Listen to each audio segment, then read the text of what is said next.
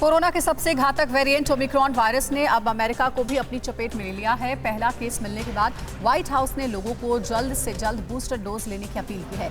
इस बीच भारत के सभी एयरपोर्ट पर विदेशों से आने वाले यात्रियों की जांच और सख्त कर दी गई है। दुनिया की सबसे बड़ी बीमारी से जुड़ी हर बड़ी खबर के लिए देखिए टॉप 9 ओमिक्रॉन इमरजेंसी।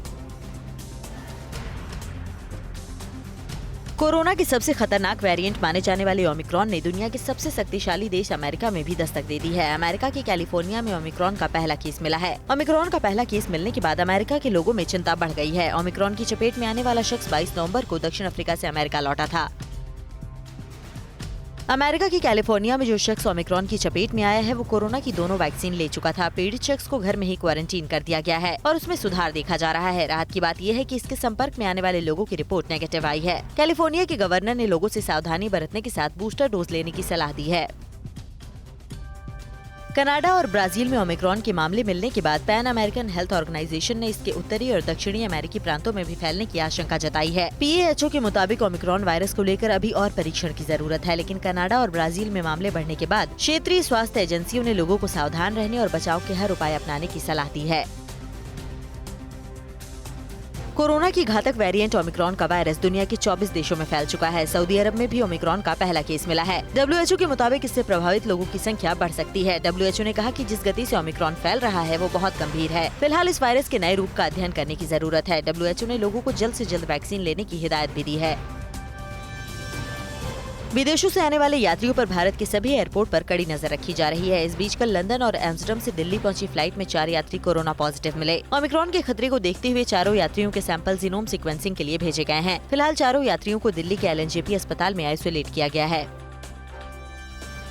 ओमिक्रॉन के खतरे को देखते हुए नागरिक उड्डयन मंत्रालय ने 15 दिसंबर से अंतर्राष्ट्रीय उड़ान शुरू करने के फैसले को अगले आदेश तक टाल दिया है। कोरोना की वजह से पिछले साल करीब 5 महीने अंतर्राष्ट्रीय उड़ानें बंद रही थी। पिछले साल जुलाई से 28 देशों के साथ एयर बबल व्यवस्था के तहत विशेष अंतर्राष्ट्रीय उड़ानों का संचालन किया जा रहा था।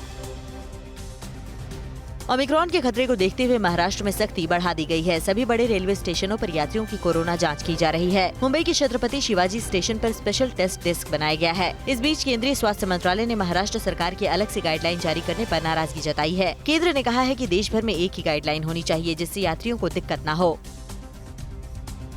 ओमिक्रॉन वायरस के खतरे को देखते हुए विदेशों से आने वाले यात्रियों की जांच के लिए स्पेशल डेस्क बनाया गया है। दूसरे जोखिम कैटेगरी वाले देशों से आने वाले यात्रियों के लिए एयरपोर्ट पर RT-PCR जरूरी कर दिया गया है। RT-PCR टेस्ट की फीस भी 900 रुपए से घटाकर 700 रुपए कर दी गई है, लेकिन इस टेस्ट की वजह से यात्रियों को 5-6 घंटे एयरपोर्ट पर ही बिताने पड़ते हैं।